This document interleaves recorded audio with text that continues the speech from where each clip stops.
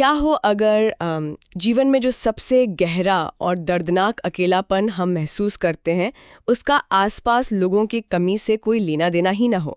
मतलब ज़रा सोच कर देखिए, क्या हो अगर ये भयानक खालीपन सिर्फ हमारे दिमाग में खुले हुए अनगिनत मेंटल ब्राउज़र टैब्स का एक बैकलॉग हो।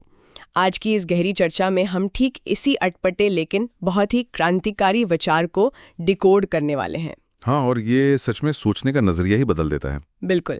तो आज हमारा फोकस है संदीप चौहान की 2026 में प्रकाशित किताब यू आर नेवर अलोन पर। और सबसे मज़ेदार बात यह है कि ये कोई आम सेल्फ हेल्प किताब नहीं है। ये किसी को झूठी सहानुभूति नहीं बांटती और ना ही बाहर जाओ और नए दोस्त बनाओ जैसी कोई घिसी पिटी प्रेरणा देती है। सही कहा आपने। देखिए, लेखक का जो बैकग्राउंड है ना, वो इंजीनियरिंग और फिलॉसफी का है। तो उनकी जो किताब है वो अकेलेपन को एक स्ट्रक्चरल अंडरस्टैंडिंग या कह लें कि संरचनात्मक समझ के नजरिए से देखती है। तो आज की हमारी इस चर्चा का मिशन यही है कि हम गहराई से समझें कि अकेलापन कोई बीमारी नहीं है जिसे ठीक करना है, बल्कि ये असल में एक भ्रम है। तो अगर हम इस चवानियन इकोसिस्टम की बात करें तो ये आम सेल्फ हेल्प किताबों से अलग कैसे है? अगर हम ध्यान दें तो आमतौर पर जब भी अकेलेपन की बात आती है तो उसे एक कमी माना जाता है, जैसे कि कुछ खराब हो गया है और उसे तुरंत ठीक करने की जरूरत है। पर चौहान इस पूरी धारणा को ही पलट देते हैं। उनका मानना है कि हमारा शरीर, हमारा मन और हमारे आसपास का भौतिक वातावरण, ये सब मिलकर एक डायनामिक इकोसिस्टम बनाते हैं और इस सिस्टम में कभी भी कुछ टूटता नहीं है। अच्छा, मतलब सिस्टम हमेशा ठीक रहता है। ये थोड़ा अजीब नहीं लगता सुनने में? थोड़ा अजीब लग सकता है, पर यही विज्ञान है।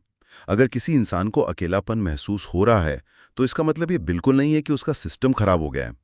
इसका सीधा सा मतलब ये है कि उस सिस्टम के काम करने की जो प्रक्रिया है उसे सही तरीके से देखा नहीं जा रहा है। ये सिस्टम खराब नहीं है वाला विचार बहुत ही दिलचस्प है।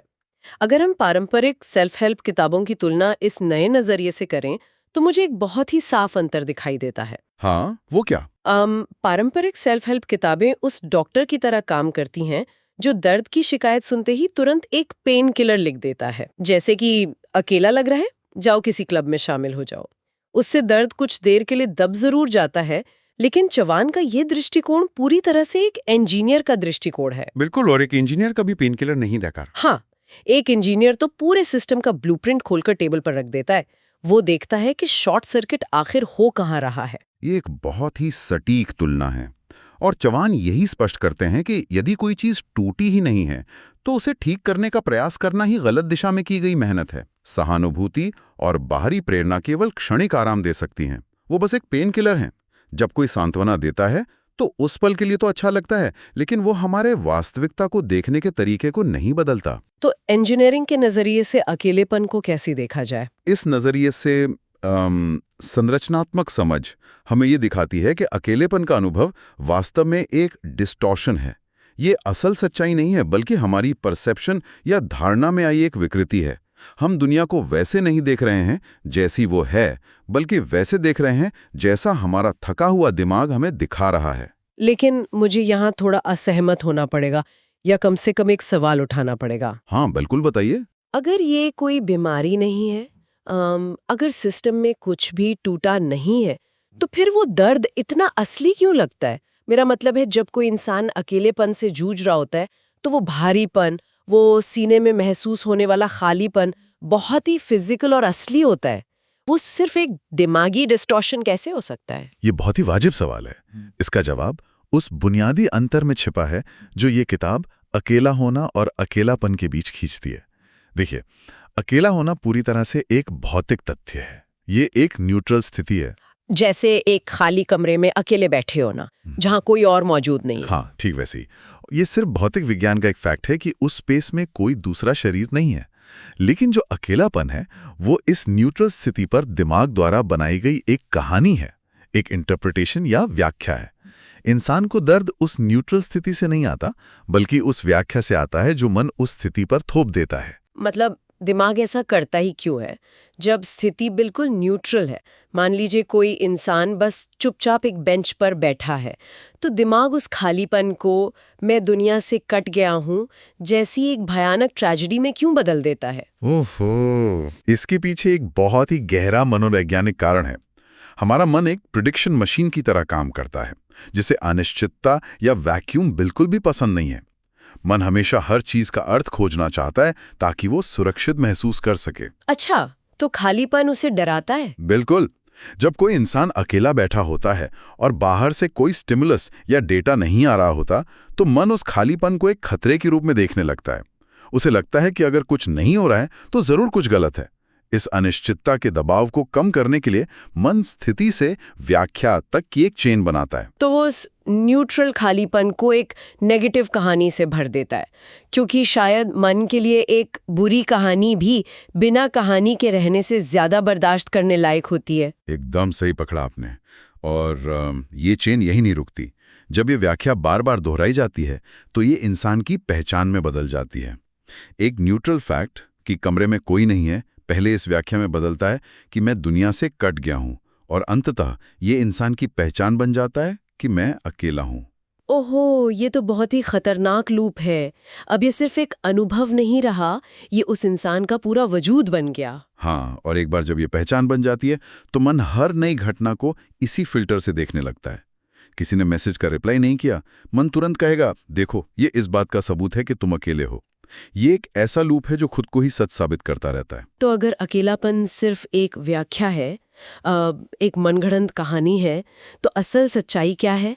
किताब के स्रोतों के अनुसार तो असल सच्चाई ये है कि हम कभी भी कनेक्शन से बाहर होते ही नहीं हैं।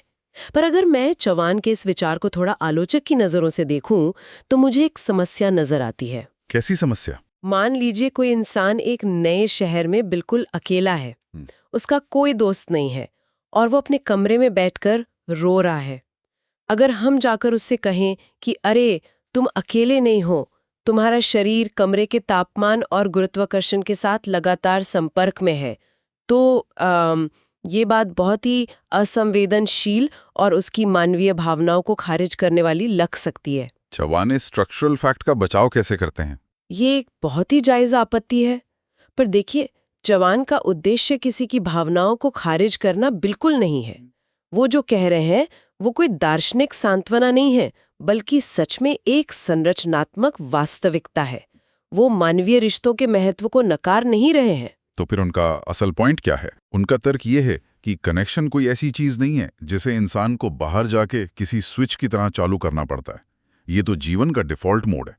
हमारा शरीर, हमारी सांसें, हमारा मेटाबॉलिज्म, ये सब एक ओपन सिस्टम का हिस्सा है। हम लगातार अपने वातावरण, हवा, विचारों और यादों के साथ एक अखंड लेन देन में लगे हुए हैं। अलगाव या आइसोलेशन भौतिक और जैविक रूप से असंभव है। अच्छा, तो वो कहना चाह रहे हैं कि जब इंसान कहता है मैं अकेला हूं, तो वो असल में प्रकृति के इस डिफॉल्ट कनेक्शन को रजिस्टर करने में फेल हो रहा है। बिल्कुल। जब इंसान कहता है कि वो अकेला है, तो असल में समस्या लोगों की अनुपस्थिति की नहीं है, बल्कि उस इंसान के रिसीवर के सुन पड़ जाने की है। वो सूक्ष्म और निरंतर कनेक्शन को महसूस करने की संवेदनशीलता खो चुका है, जो पहले से ही वहां मौजूद है। इसीलिए ये सिर्फ एक दृष्टि दोष है। कनेक्शन हमेशा से वही है, बस सिस्टम उसे प्रोसेस नहीं कर पा रहा है। ये हमें आज की चर्चा के सबसे महत्वपूर्ण और शायद सबसे टेक्निकल हिस्से पर लाता है। अगर हम हमेशा जुड़े हुए हैं, अगर कनेक्शन हमारा डिफ़ॉल्ट मोड है, तो फिर हमारा रिसीवर सुन क्यों पड़ जाता है? वो कौन सी चीज़ है जो इस प्राकृतिक संपर्क के बीच में दीवार बनकर खड़ी हो जाती है? हम तो यही सोचते हैं ना कि अकेलापन किसी बड़े ब्रेकअप या किसी अपने के चले जाने से शुरू होता है। लोग अक्सर यही सोचते हैं, लेकिन किताब कुछ और ही कहती है। चौहान के अनुसार अकेलेपन की शुरुआत किसी बड़े धमाके से नहीं होती। इसकी शुरुआत बहुत ही सूक्ष्म स्तर पर होती है, उन चीज़ों से जिन्हें हम रोज़मर्रा की ज़िंदगी में पूरी तरह नज़रअंदाज कर देते हैं। वो इन्हें माइक्रोलूप्स और अधूरी बातचीत कहते हैं। अधूरी बातचीत मतलब कैसे? जैसे कोई ऐसी बात जो कहनी थी पर नहीं कही गई, कोई भावना जिसे महसूस करने से पहले ही दबा दिया गया, कोई काम जिसे बीच में ही छोड़ दिया गया, या फिर किसी अनसुलझे विवाद का विचार जो बार बार दिमाग में आ रहा है। ये कॉन्सेप्ट मुझे बहुत ही व्यावहारिक लगा। इसे रोजमर्रा की जिंदगी से जोड़ने के लिए एक बहुत बढ़िया एनालॉजी है। ये बिल्कुल वैसा ही है जैसे किसी कंप्यूटर के ब्राउजर में 50 अलग-अलग टैब खुले हों। एक टैब में आधा लिखा हुआ ईमेल है, दूसरे में कोई वीडियो पॉज किया हुआ है। हाँ, और तीसरे में कोई न्यूज़ आर्टिकल आधा पड़ा हुआ है। बिल्कुल। बाहर से देखने पर कंप्यूटर बिल्कुल शांत लग रहा है, कोई शोर नहीं है। लेकिन अंदर ही अंदर बैकग्राउंड में वो 50 टैब लगातार कंप्यूटर की रैम की खपत कर रहे हैं। कोई भी एक टैब अपने आप में भारी नहीं है, लेकिन वो सब मिलकर पूरे सिस्टम को इतना धीमा कर देते हैं कि कंप्यूटर हैंग होने लगता है। क्या हमारा दिमाग भी इन्हीं अधूरे माइक्रो लूप्स की वजह से हैंग हो जाता है? ये एनालॉजी इस पूरी प्रक्रिया को बहुत सटीकता से समझाती है। जब दिमाग में ये छोटे छोटे अधूरे लूप्स खुले रह जाते हैं तो एक तरह का रेजिड्यू या मानसिक अवशेष पीछे छोड़ जाते हैं। जैसे कंप्यूटर की रैम भर जाती है, वैसे ही इंसान के दिमाग का इंटरनल लोड बढ़ जाता है। और इस लोड को संभालने में ही सारी एनर्जी खत्म हो जाती है। हाँ, इन अनसुलझे विचारों और भावनाओं को बैकग्राउंड में प्रोसेस करने में इतनी मानसिक ऊर्जा खर्च होती है कि दिमाग पूरी तरह से थक जाता है। उसकी स्पष्टता, या जिसे हम मेंटल बैंडविड्थ कहते हैं, लगभग शून्य हो जाती है। और जब मेंटल बैंडविड्थ शून्य हो जाती है, तभी हम उस डिफॉल्ट कनेक्शन को महसूस नहीं कर पाते, है ना? ठीक कहा। सिस्टम पूरी तरह से ओवरलोड हो चुका होता है। मन इस जमे हुए कचरे के कारण इतना थक जाता है कि वो वर्तमान क्षण में हो रहे किसी भी वास्तविक कनेक्शन को रजिस्टर ही नहीं कर पाता। मतलब इंसान किसी भरी हुई महफिल में बैठा हो सकता है, लोग उससे बात कर रहे हो सकते हैं, लेकिन क्योंकि उसके अंदर 50 टैब खुले हुए हैं, उन लोगों से जुड़ नहीं पाता। बिल्कुल। और जब मन इस लगातार बनी रहने वाली थकावट और डिस्कनेक्ट को महसूस करता है तो वो उसे गलत नाम दे देता है कि मैं अकेला हूं। असल में कोई अकेला नहीं है, बस उसका सिस्टम रेजिड्यू से इतना भरा हुआ है कि वो नए इनपुट को प्रोसेस नहीं कर पा रहा है। ये लोगों की कमी नहीं है, ये बस सिस्टम के हैंग हो जाने की स्थिति है। ये वाकई एक बहुत बड़ा पैराडाइम शिफ्ट है। तो जब हम ये गहराई से समझ जाते हैं कि समस्या बाहर लोगों की कमी नहीं है, बल्कि अंदर जमा हुआ ये रेजिड्यू है, तो फिर समाधान क्या है? क्या इसका मतलब ये है कि इंसान को नए दोस्त बनाने या बाहर जाकर लोगों से मिलने की कोशिश पूरी तरह से बंद कर देनी चाहिए? चौहान का दृष्टिकोण यहाँ बहुत संतुलित है। वो ये नहीं कहते कि बाहरी दुनिया में संबंध खोजना या नए लोगों से मिलना गलत है। हम सामाजिक प्राणी हैं, तो ये बहुत स्वाभाविक है। लेकिन वो ये स्पष्ट करते हैं कि बाहरी संबंध खोजना अकेलेपन का इलाज नहीं है, क्योंकि अंदर का सिस्टम तो पहले से ही हैंग है। हाँ, अगर अंदर का सिस्टम पहले से ही अधूरे लूप से भरा पड़ा है तो बाहरी लोग केवल एक अस्थायी पेन किलर का काम करेंगे। जब इंसान किसी पार्टी में जाता है तो कुछ पल के लिए अच्छा लगता है, ध्यान भटक जाता है, लेकिन जैसे ही वो वापस अपने खाली कमरे में लौटता है, वो भारीपन फिर से वापस आ जाता है। जाहिर है, क्योंकि वो बैकग्राउंड में चल रहा मेंटल लोड तो अभी भी वही है। खोजना या सीकिंग कभी भी उस रेजिड्यू को साफ नहीं कर सकता। बिल्कुल नहीं। तो अगर खोजना काम नहीं कर रहा, तो फिर असली समाधान क्या है? किताब में खोजने के बजाय देखने पर जोर दिया गया है। ये देखना या सीइंग असल में कैसे काम करता है? क्या हम इसका कोई प्रैक्टिकल उदाहरण दे सकते हैं? देखने का मतलब है उन अवरोधों के प्रति पूरी तरह से जागरूक होना जो प्राकृतिक फ्लो को रोक रहे हैं। हमें कोई नया कनेक्शन बनाने के लिए जोर नहीं लगाना है, बल्कि हमें सिर्फ उस रेजिड्यू को साफ करना है। व्यावहारिक स्तर पर ये कैसे होगा? व्यवहारिक स्तर पर इसका मतलब है कि जब कोई पुराना अनसुलझा विचार या अधूरी भावना मन में उठे तो उसे तुरंत दबाने या उससे भागने के बजाय बस उसके साथ बैठना। मान लीजिए किसी पुराने दोस्त से हुई कोई बहस दिमाग में घूम रही है। आमतौर पर इंसान तुरंत कोई और काम करने लगता है या टीवी चला लेता है। हाँ, डिस्ट्रैक्शन ढूंढने लगता है। लेकिन देखने का मतलब है उस भावना को महसूस करना, बिना कोई नई कहानी जोड़े। ये दर्द हो रहा है, बस इतना देखना। ये नहीं कि ये दर्द इसलिए हो रहा है क्योंकि मैं किसी लायक नहीं हूं। अच्छा, मतलब उन खुले हुए टैब्स को एक एक करके मैन्युअली बंद करना, बिना कोई नया टैब खोले। एकदम सही। जब इंसान अपने इन छोटे छोटे अधूरे विचारों और रुके हुए जज्बातों को बिना किसी जजमेंट के बस देखने का और शांत होने का समय देता है, तो वो लूप्स अपने आप बंद होने लगते हैं, वो रेजिड्यू साफ होने लगता है। और जैसे जैसे वो आंतरिक कचरा साफ होता है, दिमाग की रैम खाली होती है। हाँ, और फिर वो प्राकृतिक फ्लो, वो कनेक्शन जो हमेशा से वहीं था, हवा के साथ, गुरुत्वाकर्षण के साथ, वर्तमान क्षण के साथ, वो अपने आप वापस लौट आता है। इसके लिए कोई बाहरी उपलब्धि हासिल नहीं करनी पड़ी, ये सिर्फ एक आंतरिक सफाई की प्रक्रिया है। ये वाकई में चीजों को देखने का एक बहुत ही स्पष्ट, शांत और लगभग वैज्ञानिक नजरिया है। तो अगर हम आज के इस विस्तृत चर्चा के सभी प्रमुख बिंदुओं को एक साथ समेटें तो एक बहुत ही शक्तिशाली निष्कर्ष सामने आता है। अकेलापन कोई भौतिक सच्चाई नहीं है, ये बस एक भ्रम है। एक ऐसी कहानी जो एक थके हुए ओवरलोडेड दिमाग ने अनिश्चितता से बचने के लिए खुद को सुना रखी है। बिल्कुल। और ये भ्रम तब टूटता है जब हम ये समझ जाते हैं कि हमारी जिंदगी में इस पूरी दुनिया में वास्तव में कुछ भी मिसिंग नहीं था, कोई खालीपन नहीं था।